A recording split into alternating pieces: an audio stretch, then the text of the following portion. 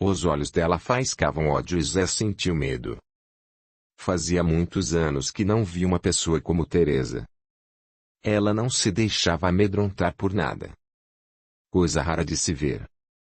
Teresa levantou-se furiosa. Apanhou o dinheiro, colocou na bolsa de qualquer jeito e saiu pisando firme. Ao passar por Iracema, quase a derrubou. Assim que ela passou, Iracema fez o sinal da cruz. Zé pediu: acenda uma vela e ore por Teresa. Ela vai precisar. Enquanto isso, Teresa saía da casa feito um furacão. Bernarda assustou-se.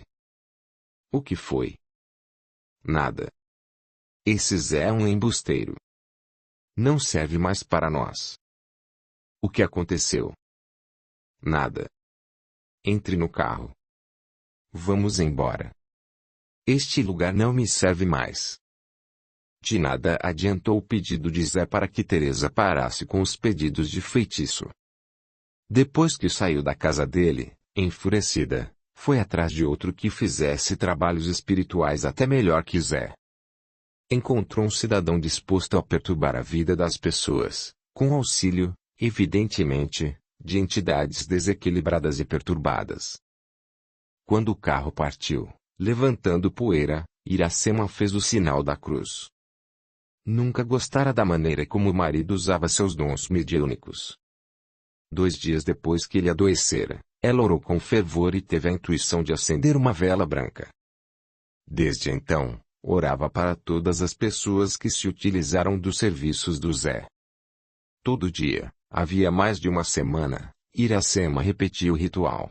Acendia a vela às 6 da tarde em ponto, pois, para muitas pessoas ligadas a correntes espiritualistas, é o horário em que energias benéficas da equipe espiritual de Maria, Mãe de Jesus, são despejadas no planeta, como chuvinhas de luz.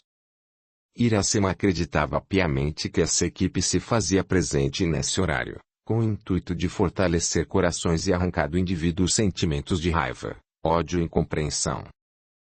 No dia anterior à visita de Teresa, Zé a chamara para uma conversa séria. Deitando na cama, confessou: estou cansado de fazer esses trabalhos. Tenho rezado para você deixar disso. As roupas que lavo e passo dão bom sustento para nós. Não necessitamos de dinheiro ruim para viver. Não é dinheiro ruim.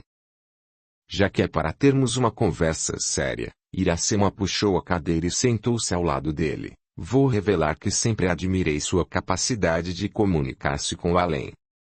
Achava bonito, porque, quando casamos, você estava sempre disposto a ajudar o próximo. É que eu fazia de graça. Deveria continuar fazendo esses trabalhos para o bem, enfatizou, e de graça. Veja que, depois que passou a realizar esses serviços para atingir negativamente o próximo, nossa vida estagnou. O dinheiro que você ganhou nesses anos foi usado para quê? Para botarmos um pouco mais de arroz e feijão na panela. É verdade. Além do mais, sua mediunidade é excelente. Tenho certeza de que, se voltar a praticar o bem valendo-se de seu dom, nossa vida vai mudar para melhor. Iracema, você é uma ótima companheira. Agradeço a Deus por tê-la ao meu lado. Obrigada, querido. Você também é. Essa doença, você bem sabe, foi um alerta. É só refletir sobre as coisas boas que ainda pode fazer pelos outros e por nós. Vamos, não custa nada tentar. Agradeço também pelas velas. Um bom espírito aqui esteve e me informou que suas orações estão atingindo beneficamente muitos corações empedernidos. Que bom. Fico feliz em saber. Aquela mulher, a ricaça, virá aqui amanhã. Não ceda, Zé. Sabe como ela é manipuladora e vil. Hoje vou acender 2 velas. Uma para aqueles que oram e outra só para ela. Teresa é osso duro de roer. Não devemos temer o mal. Estamos querendo abraçar o bem e nele permanecer. Vou orar pelo bem-estar dela e para que você se mantenha firme nos novos propósitos. Zé concordou com a cabeça. A esposa estava certa. Era hora de parar com aqueles feitiços. Assim que se recuperasse e saísse da cama, iria ajudar pessoas que necessitassem de passe ou de benzimento. Era ótimo benzedor. Aprendera com a avó, uma ex-escrava que muito conhecimento recebera do mundo espiritual e transmitir a ele seu conhecimento, bem como ensinar a manipular a essência de determinadas plantas para facilitar a cura de doentes. Dessa forma, Zé passou a atrair bastante gente para receber tratamento espiritual. Sua casa ficou pequena para tanto atendimento. Trabalhava, se assim podemos dizer, de segunda a sábado. O domingo era um dia reservado para o lazer com a esposa e para a meditação. No fim desse dia, recebia instruções dos espíritos e preparava-se física e emocionalmente para os atendimentos que recomeçariam na segunda-feira. Não cobrava nada. Passado um tempo, ele transmitiu à esposa os conhecimentos que recebera da avó. Logo, Iracema também aprendeu a benzer e tornou-se excelente benzedeira. Tinha um dom especial para benzer bebês e crianças. 2 anos depois dessa mudança, um rico empresário lá chegou, com a filhinha nos braços, desesperado porque já tinha ido a todos os médicos que conhecia e nada de resolver as fortes dores de cabeça dela. Depois de muitas sessões de benzimento, ela melhorou sobremaneira. Após um mês frequentando a casa do Zé, ela se livrara definitivamente das dores. Crescera uma menina bonita e saudável. O empresário, a título de gratidão, ofereceu grande soma em dinheiro. Foi um teste. Zé conversou com Iracema e, em comum acordo, não aceitaram o dinheiro. Comovido com tamanha bondade, o empresário quis saber se, caso tivessem um bom dinheiro em mãos, o que fariam com ele. Iracema, de pronto, declarou que o sonho deles era viverem numa casa melhor e terem um espaço exclusivo para o atendimento espiritual às pessoas. Zé e Iracema foram presenteados com um sobradinho de 2 quartos na Bela Vista. O empresário cedeu a eles um galpão a 2 quadras do imóvel, a fim de eles não precisarem de locomoção para irem de casa para o trabalho. O casal agradeceu imensamente o gesto generoso daquele homem. Trabalharam com amor e dedicação ao próximo por 47 anos seguidos. Iracema desencarnou primeiro. 10 anos depois, Zé deixava o mundo e era recebido por uma horda de espíritos que vieram cumprimentá-lo pelo magnífico trabalho que realizara durante quase meio século. Capítulo 42. Antonieta estava casada havia uns 2 anos quando perdera o segundo bebê. Abortara espontaneamente. Seguira as ordens médicas, repousara, procurara não se estressar. Remy contratara uma cozinheira, uma lavadeira e uma moça para a limpeza da casa. Mesmo assim, o outro bebê não vingou. Nessa segunda vez, Remy, sempre comedido, explodiu. Não posso crer, bradou. Você passou 3 meses praticamente deitada, repousando, não fez nada de nada. Contratei empregadas para que você não se preocupasse com as questões do lar. E olhe no que deu. Perdeu outro filho meu. Filho nosso, ela retrucou. Perdi outro filho nosso. Que seja. Mas o que acontece?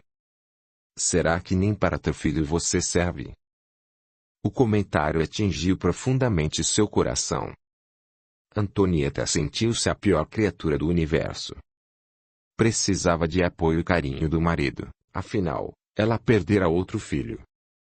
Seu corpo passara por transformações e ela sentia-se fragilizada. Será que não me entende? Não tenho nenhum problema. O médico disse que isso pode acontecer, porque o ovário. Ele a cortou, seco. Já sei de todo esse blá blá blá. Pare com isso. Isso que, Remy? De arranjar desculpas. Não percebe que você é a culpada por essa situação? Eu. Ela levou a mão ao peito, boquiaberta. Sim, você. Seu corpo deve ter algum problema. Vamos consultar outro médico. Já é o segundo médico que me tratou. Vai trocar de novo? Melhor trocar de médico do que de esposa. Antonieta levou as mãos ao rosto e chorou. Rami estava furioso. Se o próximo não vingar, eu me separo de você, falou e saiu do quarto batendo a porta. Antonieta sentiu-se arruinada. Ele não pode me deixar só por causa disso. Eu não tenho culpa, meu Deus. Não tenho culpa. E caiu novamente no choro, um pranto sentido que começava a atingir, silenciosa e sorrateiramente, o seu corpo físico. Desesperada, sem saber como agir, ligou para a mãe. Marcou com ela uma visita no dia seguinte. Mamãe, o Rami. Agora não, Antonieta. Teresa acabou de chegar. Vamos jantar e depois iremos ao cinema. Por favor, estou tão aflita. Pois certo, minha princesa. Amanhã conversaremos. Se preferir, poderá chegar mais cedo, por volta de 11 horas. Mas, mamãe, eu estou. Durma bem, minha filha. Até amanhã. Antonieta desligou o telefone e abraçou-se ao travesseiro. Sentia-se profundamente infeliz e sem perspectivas. Assim que desligou, Bernarda suspirou e voltou à sala. Teresa sondou. Era Antonieta, não? Sim. Virá almoçar comigo amanhã. Está tão reclamona. Rami comentou comigo. Está cansado da postura infantil de Antonieta. Como assim? Ela passa o dia todo na cama, não faz nada. Reclama das empregadas, da maneira como executam o serviço. Depois que perdeu esse segundo filho, ela sempre teve probleminhas corriqueiros de saúde. Eu me lembro porque a vi nascer. Lembra como ela era miúda? Quase não vingou. Vire essa boca para lá, Teresa. Antonieta nasceu saudável. Não é o que parece. Ela mal engravida e já perde a criança. Deve ser algum problema hormonal. Não sei, Teresa falou num tom desconfiado. Não sabe o que? Será que Antonieta?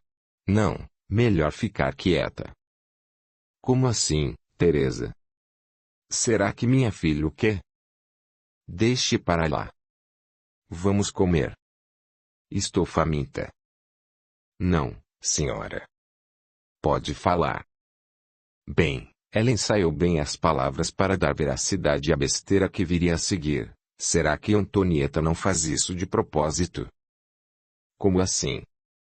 Vai saber se ela leva em consideração todas as recomendações médicas. Será que repousa o dia todo? Eu não estou lá para ver. Você também não. O marido, pobrezinho, passa o dia todo trabalhando. Não sei, não. Às vezes acho que Antonieta não deseja ter filhos. Não pode ser. Ela sempre falou em ter 2 filhos. Deve ter mudado de ideia depois que se casou. Eu não acho que esses abortos sejam espontâneos. Será mesmo? Bernarda sempre caía na conversa de Teresa. Acho, não. Tenho certeza.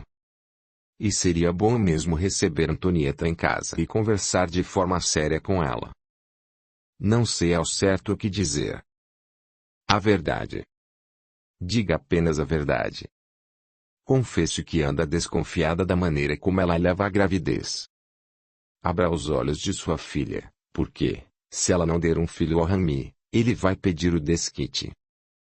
Não pode estar falando sério. Já comentei isso quando fomos até aquele feiticeiro de Araque. Eu me esqueci do que conversamos naquele dia. Nunca mais me leve a lugares como aquele. Por favor. Teresa virou os olhos nas órbitas. Tão fraca, tão idiota. Como pode uma pessoa viver assim? Pensou. Mas devolveu. Foi o próprio Hanmi quem se abriu comigo. Não ouvi da boca de outra pessoa. Meu Deus! Isso é mais grave do que eu pensava. Sinto lhe dizer, minha amiga, mas é. Só faltava essa para você. Só faltava o quê? Pode completar. Sou sua amiga, você bem sabe. Quase uma irmã. Isso é. Mas o que ia dizer? Que você, infelizmente, já foi coroada a pior mãe do mundo. Teresa, isso é jeito de falar comigo? Como ousa me ferir? Não a estou ferindo. Apenas mostrando-lhe a realidade. As pessoas comentam, sabia? Está aí uma boa razão por que não vou mais ao clube. Essas mulheres só gostam de falar mal da vida alheia. Mas falam. Teresa deixou a frase solta no ar, pois sabia que Bernarda queria saber por que era chamada de pior mãe do mundo. Diga, vamos. Dizem que você não foi boa mãe porque o filho casou-se com uma negra, a caçula foi expulsa de casa, grávida, e sumiu no mundo. Antonieta não tem força para segurar filho, e vai acabar desquitada, retornando à casa da mãe. Imagina. Bernarda sentou-se no sofá, tamanho baque. As palavras de Teresa atingiram e ela não as rebateu. Não percebeu, naquele momento, que a outra apenas queria confundir sua cabeça, fazer com que ela se sentisse mal. Se fosse menos influenciável, Bernarda perceberia que tudo o que Teresa lhe dissera era mentira. A verdade era que o filho casou-se com o amor de sua vida, a caçula teve um filho forte e saudável, estava para se casar e era feliz, e Antonieta perdera os bebês porque tal fato pode ocorrer com qualquer mulher. No entanto, Bernarda não enxergava por esse ângulo. Preferiu deixar-se levar pelas palavras bem orquestradas daquela que considerava quase uma irmã. Ela levou as mãos ao rosto e chorou. Bastante. Teresa sorriu de forma maquiavélica. Tinha prazer em ver a amiga triste, chorosa, sentindo-se péssima mãe. Isso, Bernarda. Chore. Chore muito. Você merece sofrer por ter aniquilado meus sonhos. Mas levantou-se e disse, fingindo tristeza. Querida, a vida é mesmo assim. Você não é a pior mãe do mundo. Fez o que foi possível. Paciência se as crianças nasceram com desvios. Bernarda abraçou-se a ela. Ainda bem que tenho você, Teresa. Ainda bem. Eram 11 horas em ponto quando Antonieta entrou na casa da mãe e abraçou-a, chorosa. Mal foi conduzida à mesa, soltou, aflita. Rami mudou, mamãe. Ele não é mais o homem gentil e amoroso que sempre foi. Não fique triste. É comum haver desentendimentos. Faz parte do casamento. Antonieta meneou a cabeça e explicou. Perdi 2 bebês. Foi espontâneo. Não tive culpa. Ele diz que sou culpada. Que sou fraca, que meu útero não consegue segurar filho. Isso é um problema. Consultou o médico direitinho. Fui a 2 especialistas renomados. Dizem que não tenho problema algum. Mas Rami joga na minha cara que você não tem capacidade de gerar um filho. Sim, exclamou, aflita. Começou a me sentir traumatizada. Às vezes evito me entregar a ele. Tenho medo. Medo de engravidar? Sim, mamãe. Muito medo. Esse é o problema. Medo. Deve consultar um terapeuta. Isso nunca. Não sou doida. A única doida da família era a. Bernarda pousou a mão sobre a da filha. Não fale o nome dela nesta casa. Ela morreu para nós, esqueceu-se. É verdade. Prometi que não ia mais falar de Estel. Dela. Pois bem, o medo a impede de ter uma boa gravidez. Acha mesmo? Com certeza. Nas outras 2 gestações, não senti medo algum. Estava feliz. Sempre quis ser mãe. Será? O quê? Que você quer ser mãe? Como assim? Não estou entendendo. Será que você quer mesmo ser mãe? Às vezes, me parece que você não segue à risca as recomendações dos médicos. Mamãe, exclamou Antonieta, nervosa. De onde tirou essa ideia? Ela ia dizer que foi ideia de Teresa, mas preferiu não comentar. Não é ideia. Se fosse apenas uma gravidez interrompida, tudo bem. Acontece. Mas 2. Não tenho culpa. Antonieta começou a chorar. Precisa consultar outro médico. Rami já marcou consulta. Vou amanhã. Às 13 horas. Que bom. Pode me acompanhar? Amanhã não posso. Eu tenho salão marcado. Unha e cabelo. Foi tão difícil conseguir atendimento. Faz meses que quero ser cuidada pelas mãos de Madame Line. Antonieta procurou ocultar o ressentimento. A mãe não apoiava e, depois que se separara de Felisberto, não parava quieta, saindo para cima e para baixo, grudando em Teresa, colocando-a em segundo plano. Antonieta deliberadamente rompera laços com os irmãos e Rami parecia não a compreender. Ele não percebia que ela também sofria, e muito, com os abortos. Não tinha a quem recorrer. A angústia corroía seu espírito. Estava a ponto de cometer uma loucura. Capítulo 43. Dalva desceu do bonde e andou alguns metros. Logo adentrava o ateliê de marocas do Bois. Uma vendedora simpática veio atendê-la. Dalva cumprimentou-a de forma efusiva. Quanto tempo? Como vai, Ana? Bem. Nossa, como você faz falta. Sinto falta daqui. Ela olhou ao redor com um ar saudoso. A vida muda, a gente muda. Enfim. Conversaram bastante, pois o ateliê estava sem clientes. Depois de um bom papo, Ana quis saber: em que posso ajudá-la? Na verdade, vim falar com o Raimundo. Que rapaz fantástico. Dona Marocas o incentiva bastante. Deixe-o trabalhar sem o atrapalhar. Graças a ele, apareceram novas clientes. Fico feliz. Ele está no andar de cima. Vou levá-la até ele. Obrigada. Dalva deixou-se conduzir e subiu uma escada em caracol. Entrou no aposento no andar de cima e Raimundo nem percebeu sua presença. Estava debruçado sobre um chapéu e nele costurava um brocado. Dalva tocou levemente o seu ombro. Ele virou-se e abriu enorme sorriso. Abraçaram-se e ele disse: Saudades. Quanto tempo? Ando muito ocupada. Depois que me casei, o tempo ficou mais curto. Como anda a vida de casada? Pelo rosto e pela pele, parece que vai muito bem. Vai, eles riram. E como você tem passado? Muito bem. Raimundo a puxou pelo braço e a levou para um outro lado do salão onde trabalhava. Os ambientes eram separados por uma linda cortina de veludo em tons de verde musgo.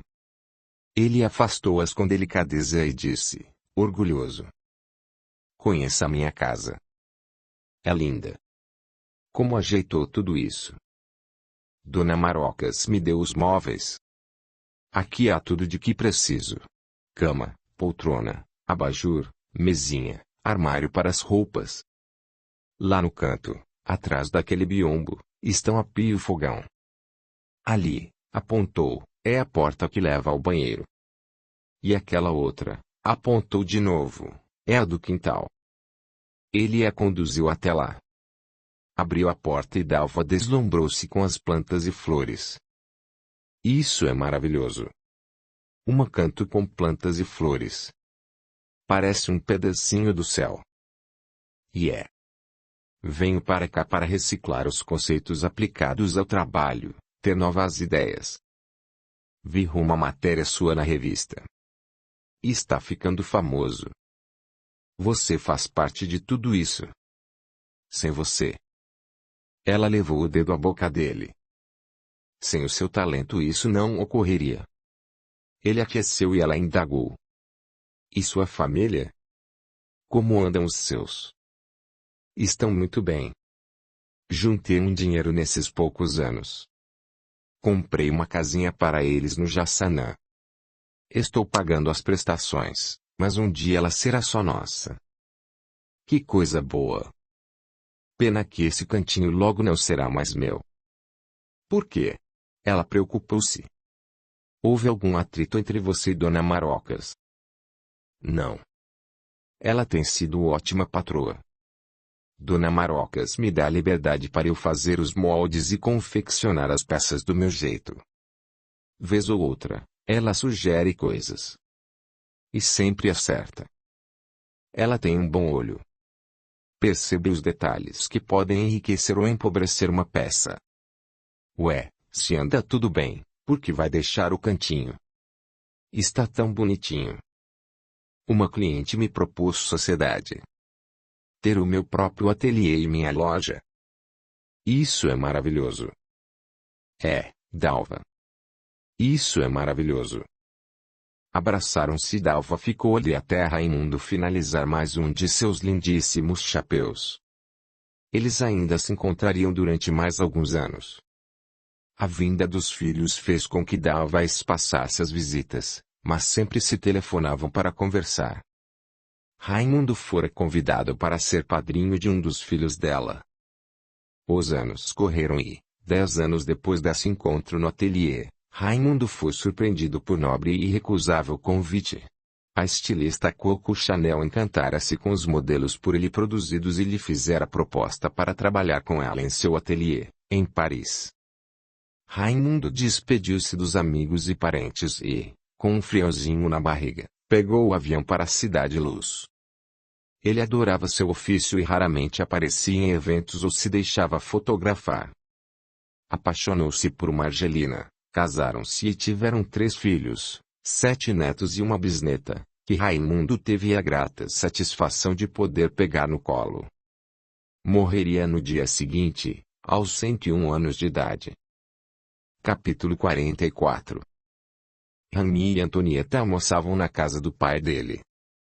E de Teresa, obviamente.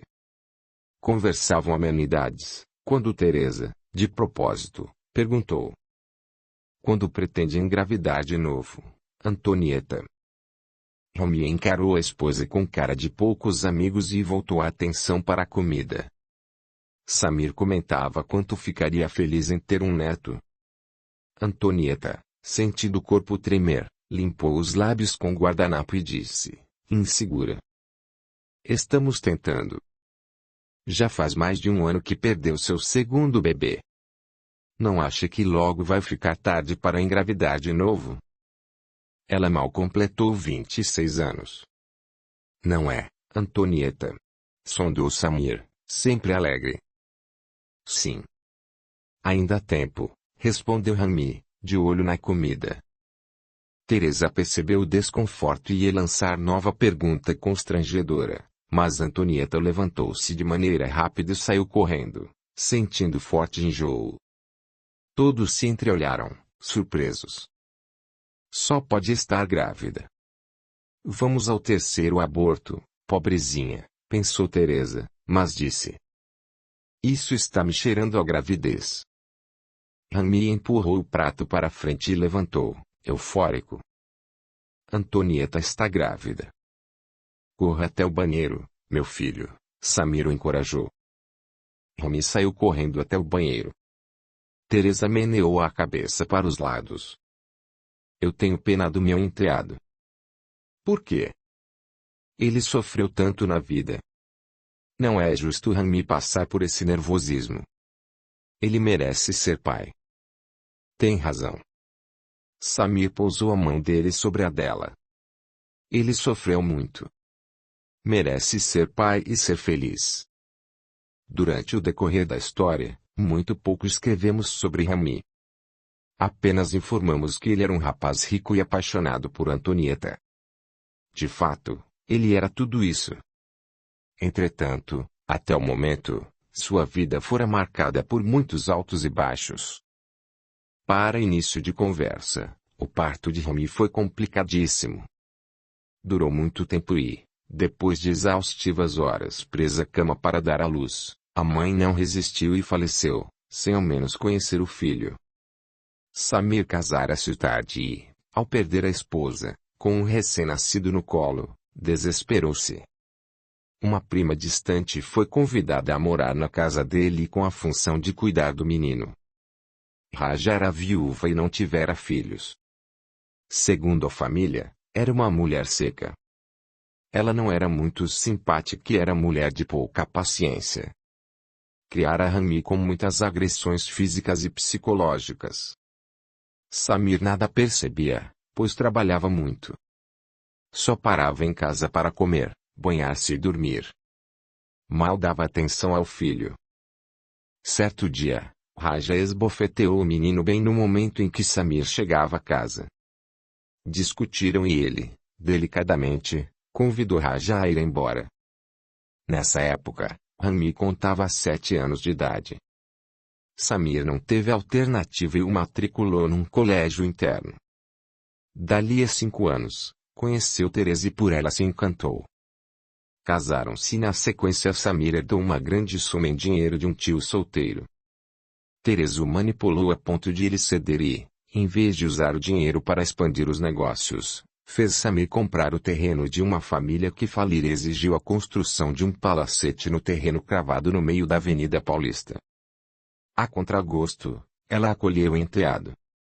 Rami estava com 12 anos e Samir o tirou do colégio interno. Rami fora obrigado a largar os estudos para trabalhar com o pai na loja de tecidos. Perspicaz e muito inteligente, logo Rami tomava conta do caixa. Usava a sobra do caixa para obter novos negócios. 10 anos depois, já eram donos de 10 lojas de tecidos. Teresa não queria que ele se casasse com Antonieta, pois seu objetivo era destruir Bernarda. Rami era um bom partido e não se deixou convencer pelas palavras de Teresa, que o desestimulavam a levar o namoro adiante. Ele estava apaixonado. Ela sabia o que era isso. Impossível lutar contra o amor, ela deduziu. E assim Rami casou-se com Antonieta e acalentava o sonho de ser pai. Ele queria ser pai a todo custo, porque desejava ser diferente de Samir. Iria criar o filho, ou filha, com muito amor e carinho. Ele tinha essa necessidade. Rami não era um homem mau, muito pelo contrário. Amava Antonieta e beijava o chão que ela pisava. Mas queria tanto um filho e, a cada aborto, sentia-se mais frustrado. No fundo, achava que ele próprio tinha algum problema que impedia Antonieta de levar a gravidez adiante. Para não explodir de culpa e frustração, descontava na esposa sua ira, culpando-a. Voltando ao almoço, todos tiveram certeza de que Antonieta estava grávida. E ela engravidou. E o bebê nasceu. E ela se sentiu a mulher mais feliz do mundo.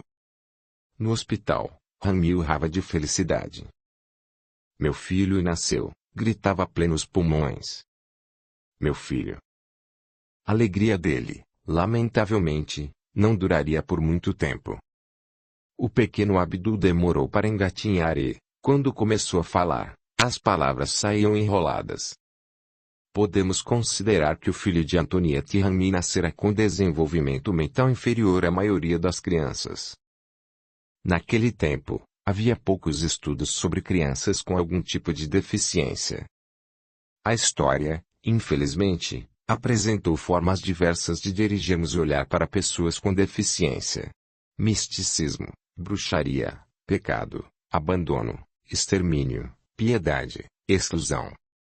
O olhar sempre foi negativo, e apenas nos últimos anos é que esse olhar tornou-se menos preconceituoso, criando e fortalecendo processos de inclusão de deficientes na escola, no trabalho, no convívio social. A princípio, Hanmi recusou-se a acreditar que o filho tivesse alguma deficiência. O pediatra disse que, com suporte adequado, poderemos criar nosso filho a ponto de ele viver com alguma independência, festejou Antonieta. Nosso bebezinho será muito amado. Não quero ter um filho torto. Não mereço. Ele não é torto, Hanmi. É apenas uma criança que precisará muito de nosso apoio, carinho e atenção. Teresa disse que jamais poderia imaginar que meu pai teria um neto retardado. Não ouse dizer tal palavra. Antonieta o censurou. Nosso pequeno Abdul terá um processo de desenvolvimento mais lento, só isso. Só isso? Não fique assim, meu bem. Aproveite e pegue-lhe um pouquinho. Você mal segura. Hanmi tinha repulsa pelo menino. Mentiu. Não levo jeito. Ele ainda é muito pequeno. Logo vai estar forte e cada vez mais parecido com você. Hanmi fez um muxoxo. Levou a mão à cabeça e alisou os fartos cabelos negros. Será que isso não veio da sua família? O quê? Esse retardo mental. Imagina. Pode acontecer a qualquer um. Menos para mim. Mas estou lhe perguntando porque me lembrei da sua irmã, a Stellinha. O que tem ela? Não era meio biruta. Antonieta ficou sem palavras. Estava tão acostumada a não mais se lembrar da irmã caçula. E, agora que ele mencionava o comportamento de Stellinha, ela ficou na dúvida. Novamente deixou-se corroer pela culpa. Ele vai crescer forte e saudável. Você vai ver. E burro. Vai ser burro pelo resto da vida. Audiolivro realizado pelo canal Surya Chand Audiobook. Hanmi deixou o quarto extremamente irritado. Queria tanto um filho e, quando nasceu, segundo ele, veio defeituoso. Na verdade, ele não pensava tudo isso do filho ou da esposa, ou mesmo da genética da família. Era Teresa que, sempre que possível, metia a caraminholas na cabeça dele. Afirmava que o neto de Samir era deficiente. E que provavelmente isso se devia ao fato de Antonieta ter uma irmã louca. Foi ela quem disse retardado pela primeira vez. E sempre, por toda a vida, iria se referir ao menino como aquele menino retardado. Antonieta bem que tentou, mas a convivência com Hanmi foi azedando. Chegou ao ponto de dormir em quartos separados. Hanmi mudou-se para o quarto de hóspedes e ela e o menino permaneceram no quarto do casal. Assolada por dúvidas, medos, temores, angústias e muita culpa, Antonieta começou a definhar e adoeceu gravemente. Morreu de câncer no útero, antes de completar 30 anos de idade. Somente depois da morte da esposa foi que Hanmi percebeu quanto era apaixonado por ela e quanto amava o filho. Arrependeu-se amargamente de ter destratado Antonieta, de ter dito a ela tantas barbaridades, tantos impropérios. Dali em diante, tornar-se-ia um pai amoroso e dedicado. Contratou um funcionário de extrema competência para gerenciar os negócios e passava mais horas ao lado do pequeno Abdul. O tempo avançou um pouco, contudo, devido às suas limitações, o menino teve uma vida curta. O pequeno Abdul faleceu um dia antes de completar 13 anos de idade. Em seguida, Samir também faleceu e Hanmi sentiu-se o homem mais triste da face da terra. Afastou-se do convívio com Teresa. Nunca mais quis saber de casar ou ter filhos. Abraçou-se ferozmente ao trabalho e morreria precocemente, vítima de um infarto fulminante, aos 44 anos de idade, para deleite dos parentes que herdaram toda sua fortuna. Capítulo 45. Fazia um lindo dia. O céu azulado e sem nuvens convidava a um passeio ao ar livre. Marcílio acordou e espreguiçou-se com gosto. Fazia tempo que não dormia tanto, pois estava no último ano da faculdade. Estudava letras e, devido ao seu excelente desempenho como aluno, fora convidado para trabalhar como assistente de um dos professores da instituição. Ele olhou para o despertador e assustou-se. Estava atrasado. Levantou-se rapidamente e correu para o banheiro. Lavou o rosto, escovou os dentes, arrumou-se e já ia saindo quando Stelling o abordou no corredor. Acabei de fazer café. Não vai dar, mãe. Perdi a hora. Podia ter me acordado. Passei no seu quarto logo cedinho, mas você dormia tão gostoso. Preciso ir, falava ele, enquanto ajeitava uns papéis na pasta que segurava. Depois que começou a trabalhar e estudar, tem ficado muito cansado. Não podia começar a trabalhar depois de concluir a graduação? Dê graças a Deus que consegui esse trabalho. Estar ao lado do professor Nunes é o sonho de 9 entre 10 alunos. Ela fez cara de poucos amigos. Não gostava quando Marcílio falava desse professor. Achava que estava abusando do filho, exigindo dele uma dedicação absurda. Enquanto pensava, puxou o filho até a cozinha. Angelina estava ali, sentada à mesa, tomando café. Felisberto estava numa viagem e regressaria por aqueles dias. Sérgio já tinha saído para trabalhar. Bom dia, querido, cumprimentou Angelina. Oi, tia. Estou atrasadíssimo. 5 minutos a mais não vão fazer diferença. Ele sentiu o aroma do café e deu-se por vencido. Está bem. Rapidinho. Enquanto ele se sentava, Angelina adiantou-se e cortou um pãozinho ao meio, passou manteiga e colocou num pratinho. Marcílio se serviu de café, virou a xícara numa golada só e comeu um pedaço do pão. Levantou-se rápido e beijou Angelina. Até a noite. Bom trabalho e bons estudos, ela completou. Já disse que esse professor abusa da dedicação de Marcílio. Mãe, como implica com ele? Nem o conhece e já o trata mal. Não sei. Quando me fala dele, não gosto. É um homem sofrido e deficiente. Há um grupinho que o apelidou de Professor Perneta. Não gosto desses comentários. Fazem piada em cima dos problemas dos outros. Isso não é de bom tom, comentou Angelina. Independentemente de frequentarmos a federação, eu e sua mãe não somos de rir da desgraça dos outros. O respeito é fundamental.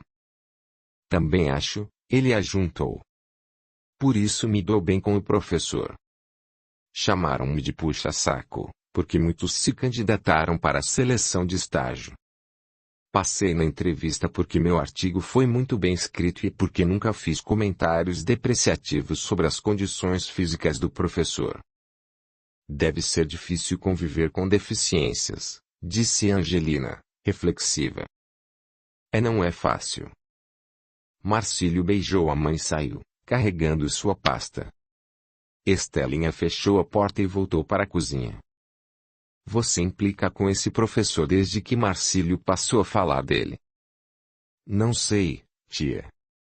É algo estranho. Como assim? O que é estranho? Toda vez que Marcílio faz algum comentário sobre esse professor, meu peito se fecha. Não sei explicar. Esse homem tem sido muito generoso. Parece que gosta mesmo do Marcílio. Está lhe dando a oportunidade de, mesmo antes de formado, começar a fazer carreira. Marcílio será um ótimo professor de português e de línguas. Isso me felicita. Marcílio desde cedo mostrou habilidades com línguas. Aprendeu inglês e francês com extrema facilidade. Estudou espanhol por conta própria e arranha no alemão. Nasceu mesmo para a área de humanas, emendou Angelina, orgulhosa. Você foi abençoada. Eu. E Marcílio sempre foi bom aluno. Claro, um menino Peralta, que aprontou bastante. Graças a Deus. Foi uma criança normal. E transformou-se num ótimo rapaz. Ele é educado, gentil, paquerador. Estelinha riu. Ele estava namorando a filha da Cacilda, do 602. Parece que ele terminou, alegando excesso de estudos e trabalho. Cacilda me disse que a menina ficou tristinha. A filha da Cacilda, a moça da padaria, a colega da faculdade. Marcílio conquista as pessoas, não só as namoradinhas, porque é galante, simpático, bonito. Estelinha ficou pensativa por instantes. Angelina quis saber. O que foi? Ele está muito parecido com o pai. Eu tenho uma vaga lembrança dele. Só o vi rapidamente naquela festa da sua irmã. Faz tantos anos. O pai era muito bonito. Marcílio, infelizmente, tem muito dele. Os cabelos, o formato do rosto, os lábios. Às vezes me pego chocada. Penso estar na frente do Dé. Ela parou de falar. Ainda é difícil falar o nome dele. Ela sentiu e Angelina indagou. Depois de praticar tantos exercícios, fazer terapia, tantas leituras do Evangelho, ainda não o perdoou? Como posso perdoar um monstro? Cafajeste. Cuspiu as palavras. Angelina serviu-se de mais um pouco de café com a leite. Convidou Estelinha a se sentar. Ela se acomodou na cadeira ao lado e a tia prosseguiu. Você tornou-se espírita há muitos anos. Desde quando vim para cá. Aprendeu tanto sobre o amor, o perdão, a vingança. Quantas palestras não assistiu? Inúmeras. E muitas delas nos falavam sobre o verdadeiro sentido do perdão. Fácil falar, tia. É difícil perdoar quando fui agredida, maltratada. A gente só perdoa a quem nos faz mal. O que lhe disse sobre ser espírita há muito tempo é que nós entendemos que nascemos e renascemos muitas vezes. De mais a mais, geralmente, reencarnamos ao lado de afetos e desafetos. Os afetos nos ajudam a seguir com força e coragem para cumprirmos nossos objetivos de vida. Os desafetos aparecem para que possamos desatar os nós que fizemos com eles no passado, quando criamos ou participamos de situações desagradáveis que não puderam ser esclarecidas, perdoadas lá atrás. Você quer levar essa situação mal resolvida para além da vida? Com tudo o que aprendeu e absorveu nesses anos todos, prefere arrastar esse sentimento ruim para se livrar dele numa outra oportunidade? Não sei. Você é quem sabe. A vida lhe foi muito generosa. Ela lhe deu um filho maravilhoso, uma família que ama e um marido que é um companheiro excepcional. Por que ainda insiste em manter no peito essa chaga que o corrói? Tive Marcílio e, quando me casei com Sérgio e tentei engravidar, fui surpreendida pelo fato de não poder mais gerar filhos. Frustrei meu marido. Tirei dele o sonho de ser pai. Sérgio chegou a reclamar com você sobre isso? Nunca. Jamais. Sempre foi compreensivo e disse-me que ser pai de Marcílio foi um grande presente.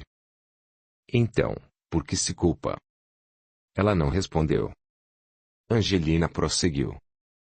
Percebe que tem uma família maravilhosa e apenas olha para o lado negativo das situações. Não importa como tudo aconteceu, mas o fato de ter engravidado mudou sua vida. Veio morar comigo, despertou para a vida, aprendeu um ofício, criou um filho, casou-se. Pensando assim. Mas esse é o único pensamento válido, o pensamento de que a vida lhe foi muito generosa, de que lhe deu tudo o que desejava. E agora fica presa nessa falta de perdão. Nem sei se ele está vivo, desconversou. Não importa. Faça mais vezes o exercício do perdão. Eu tento, titia. É só se sentar confortavelmente numa poltrona, sofá, cadeira, beira da cama, não importa o lugar, desde que se sinta confortável. Angelina queria que Estelinha se lembrasse vivamente de como se exercitar. Eu faço assim. Siga esse meu jeito de fazer o exercício. Como ia dizendo, assim que se sentir confortável, feche os olhos, concentre-se na pessoa com quem tem, digamos, um problema mal resolvido e converse com ela. Imagine ela parada na sua frente. Diga tudo o que sente, fale tudo o que está preso na sua garganta, reprimido há anos. Depois que se perceber mais calma, diga em voz alta que a perdoa e que se perdoa. Em seguida, liberte-a de sua vida, imaginando essa pessoa sumir num raio de luz. Já tentei. Não consegui. Ou não quis. Titia. É isso mesmo, Estelinha. Aprendeu muito com o espiritismo e teve sessões maravilhosas de terapia com o Jorge. Pena que ele decidiu recomeçar a vida longe de nós. Mas os ensinamentos dele ainda se fazem presentes. Não deixe que toda a ajuda que recebeu nesses anos todos seja varrida para debaixo do tapete. Reaja. Uma lágrima escorreu pelo canto do olho de Estelinha. Tem razão, titia. Preciso fazer esse exercício com mais vontade. Já viu que dá resultado. Perdoou sua mãe. Não foi fácil, mas você conseguiu perdoá-la. É verdade. Nunca mais a vi, no entanto, consegui perdoá-la e também me perdoar, depois de praticar inúmeras vezes. Se conseguiu perdoar sua mãe, por que não conseguiria perdoar o homem que lhe deu o maior presente que ganhou na vida? Não tenho como negar. Décio me deu um tesouro. Viu? O quê? Depois de muitos anos, acabou de pronunciar o nome dele. Estelinha nem havia se dado conta de que falara o nome de Décio desde que fizera terapia com Jorge. Oh, titia. Eu consegui falar. De novo. E, confesso, não me senti tão mal. Agradeça a Deus por isso. Deu o primeiro passo para a verdadeira cura de seu espírito. Sim. Prometo que vou fazer e refazer o exercício do perdão, do jeitinho que me mostrou há pouco. Vou me concentrar no Décio. Estou começando a me sentir cansada de carregar esse peso no coração. Isso mesmo. Tiraram a mesa e Estelinha, mudando o assunto, comentou. Sonhei com Antonieta dia desses. Tenho orado muito pelo espírito dela e do filho. Pena em que soubemos das mortes depois que ocorreram. Caso contrário, poderíamos ter ajudado Romy a superar esse sofrimento, dentro do possível. Uma pena, mesmo. Não fui comunicada da morte de minha irmã e não conheci meu sobrinho, infelizmente. Foi escolha dela, não é? Antonieta afastou-se completamente de nós. Cortou relações com Alfredo, por quem ela nutria carinho. Deixou-se levar pelas impressões do mundo, pelo preconceito e fez suas escolhas. Mas o sonho foi bem interessante. O que sonhou? Consegue se recordar? Sim. Ela estava envolta numa luz dourada e sorriu para mim. Disse-me que, depois de saber do nosso passado, era capaz de perdoar a si mesma e perdoar-me. Que estava muito feliz porque tanto ela como o filho estavam programando nova reencarnação. Queríamos nos reencontrar, possivelmente, daqui a certo tempo. Fico feliz com esse sonho.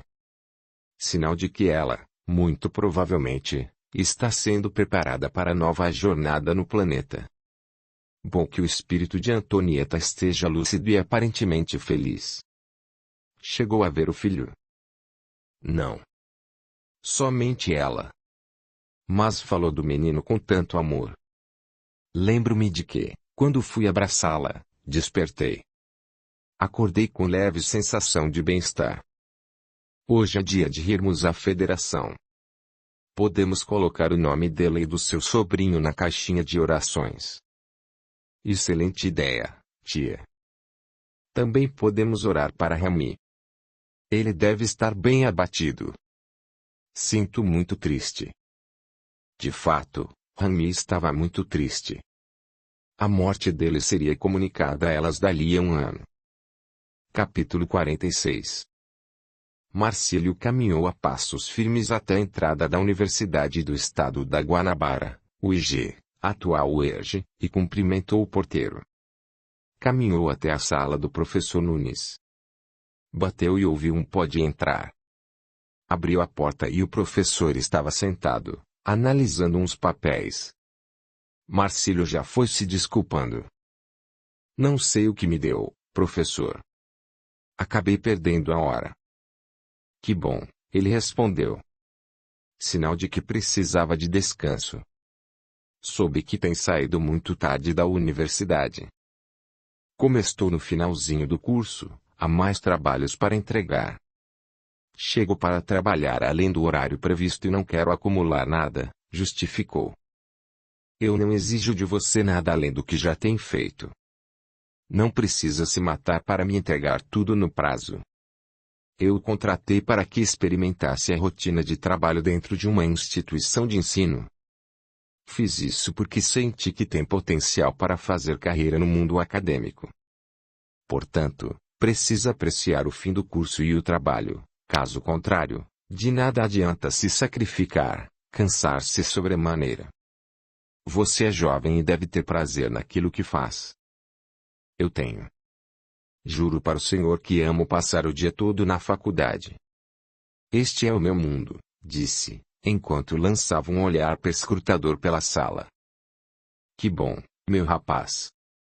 Fico contente. Marcílio entregou ao professor a pasta com os artigos corrigidos. Aqui está.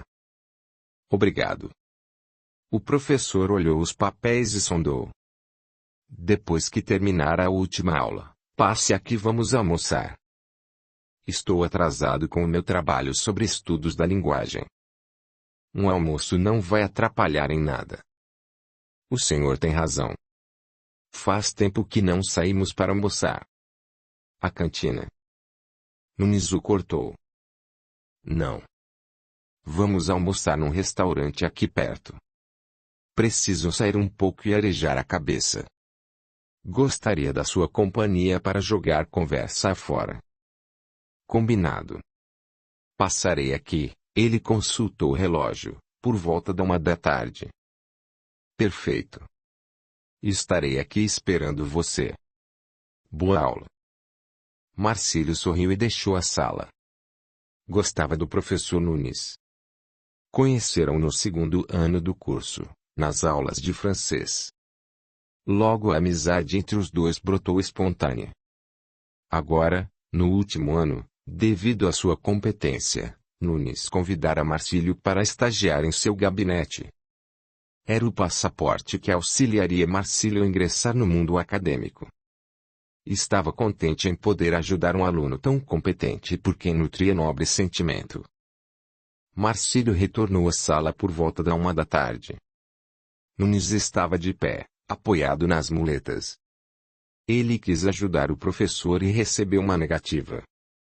Estou acostumadíssimo com isso. Baixou os olhos em direção às muletas. São muitos anos convivendo com elas. Já tive muita raiva delas, agora as muletas são grandes amigas. Elas me permitem ter liberdade de ir onde eu quiser. Admiro muito esse jeito que o senhor tem de lidar com suas limitações.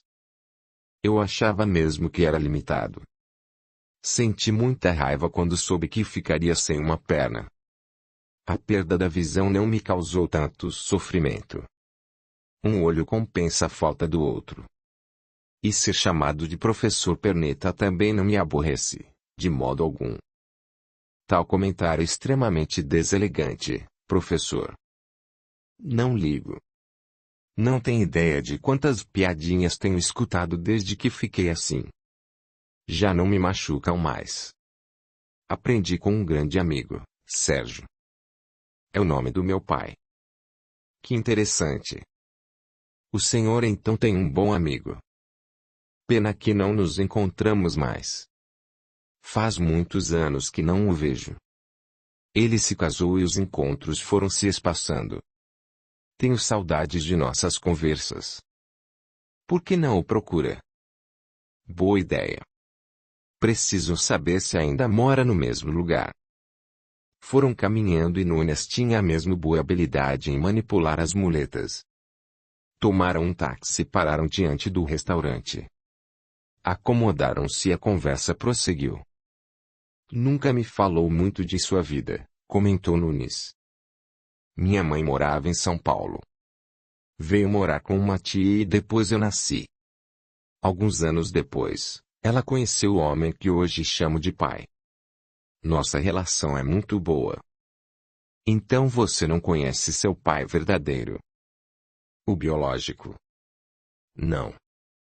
Fui e sou tão amado pelo meu paizão que nunca tive curiosidade de saber sobre quem me gerou. Nunes abaixou a cabeça.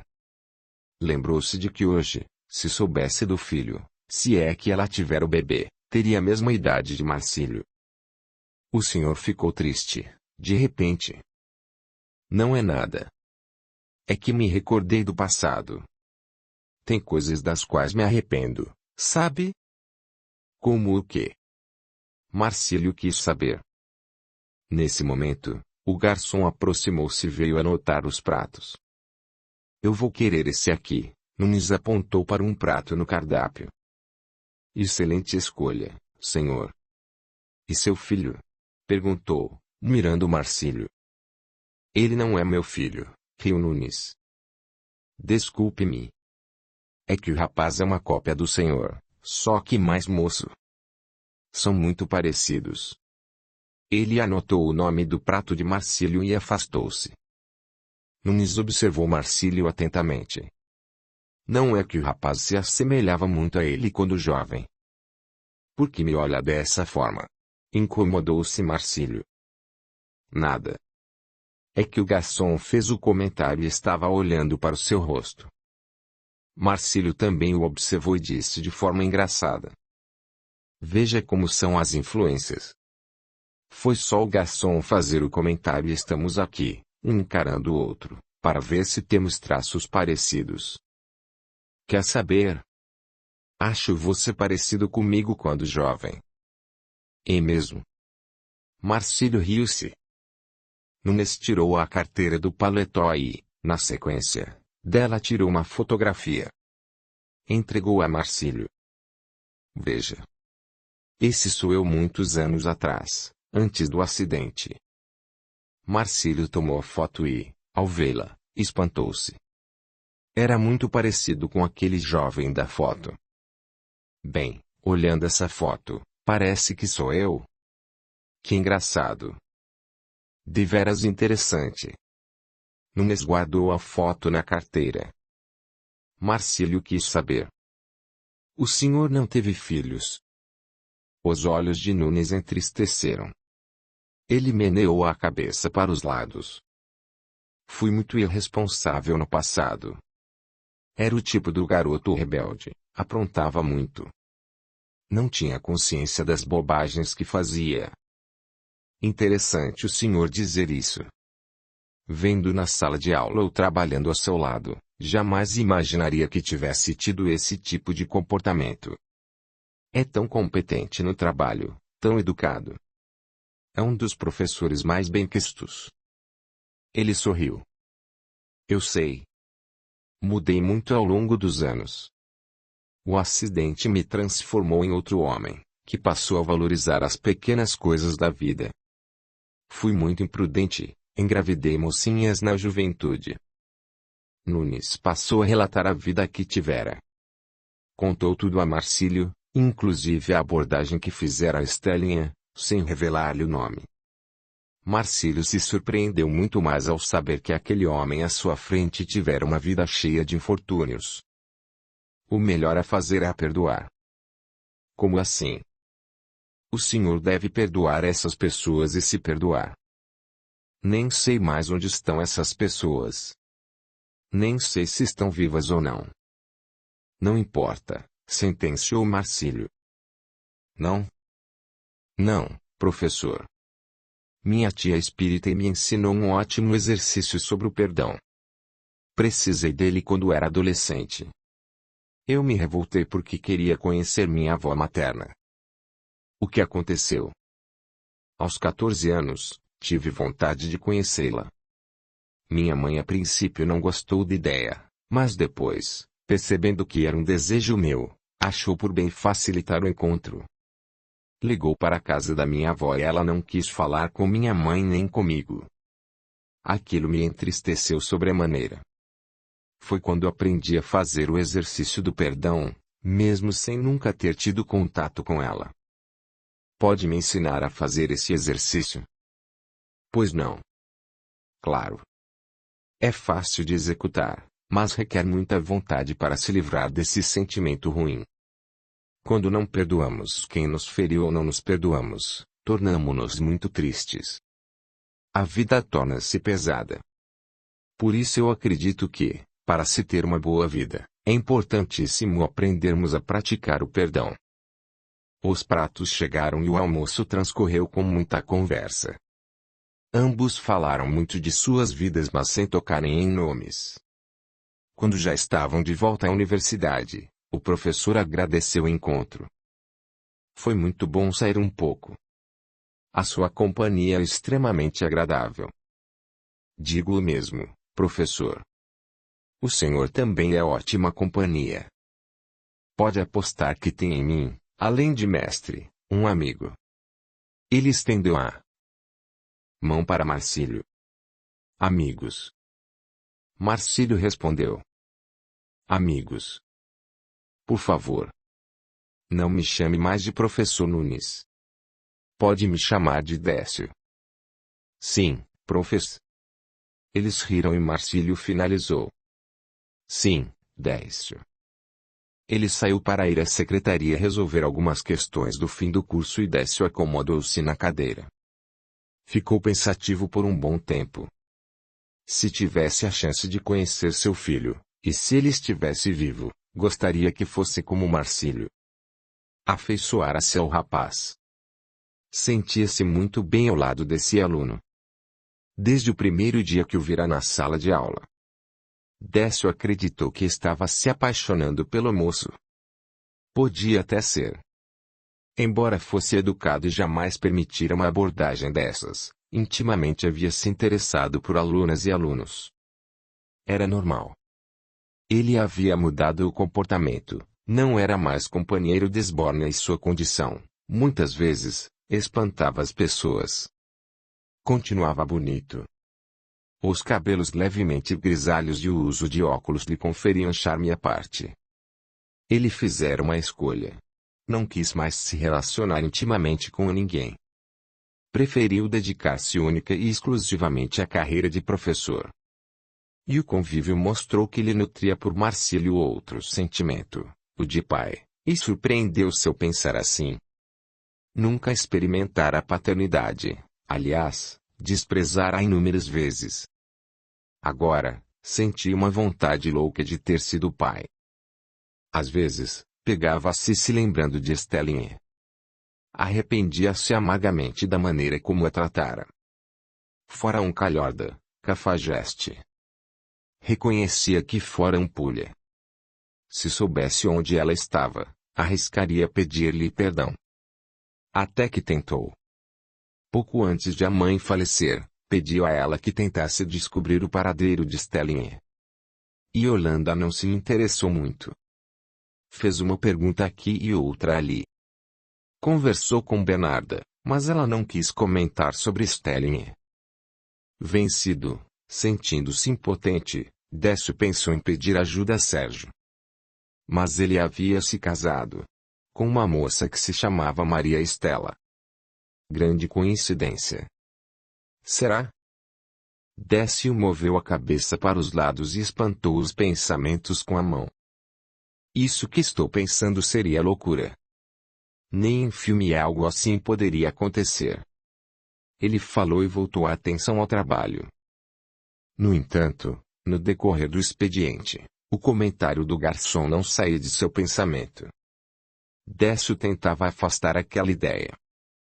Não pode ser. Adoraria ter um filho como Marcílio. É por isso que estou com esses pensamentos absurdos. Curta, comente, compartilhe, e se inscreva, se já não o fez. A gratidão é o caminho da evolução. Capítulo 47. Logo depois da morte do neto, Samir teve complicações decorrentes do mau funcionamento dos rins e veio a falecer. Teresa abalou-se com a morte do marido. Embora fosse uma mulher cheia de contradições e altamente manipuladora, gostava muito de Samir. Enquanto viveram juntos, ele atendeu a todos os caprichos dela. Todos, sem exceção. Muita gente que conhecia o lado sombrio de Teresa questionava como aquele homem podia ser apaixonado por uma mulher tão sórdida. Mas o fato é que Samir era louco por ela. Ela não era louca por ele, mas tinha em Samir um grande companheiro. A morte dele a desestabilizou num primeiro momento. Depois de recompor-se, ligou para Rami, avisando da morte do pai. Rami mal conseguia manter-se em pé. Estava muito fragilizado. Mal acabara de enterrar o filho e perdia o pai. Teresa o consolou um pouco e foi tratar dos preparativos de velório e enterro. Logo voltava a ser aquela que todos conheciam. Porque Teresa era Teresa. Depois do enterro, sentou-se com Rami para ocuparem-se das questões de inventário, dos bens deixados por Samir. Rami estava tão descontente com a vida que mal tinha a vontade de tratar do assunto. É preciso, tornou Teresa, prática. O que você sugere? Eu deixo tudo para você. Tudo? Sim. Quer dizer, com exceção de duas coisas. O quê? Quero o casarão da Paulista e uma mesada. Um dinheiro que possa cobrir as despesas da casa e me dar um pouquinho de conforto. Está bem. Mas digo, se dependesse de mim, eu venderia esta casa. Nunca, ela falou um pouco acima do tom. Os casarões estão sendo derrubados, dando lugar a prédios. Não é mais elegante viver na Paulista. Os vizinhos estão se mudando para o Pacaembu, outros para o Morumbi. Deus me livre. Não saio daqui nem morta. Ele levantou-se e mexeu os ombros. Está certo. Pedirei ao advogado que acerte tudo. Pode ficar com o casarão. Quanto ao dinheiro mensal, pode estipular a quantia que julgar necessária para manter sua boa vida, disse, de forma amarga.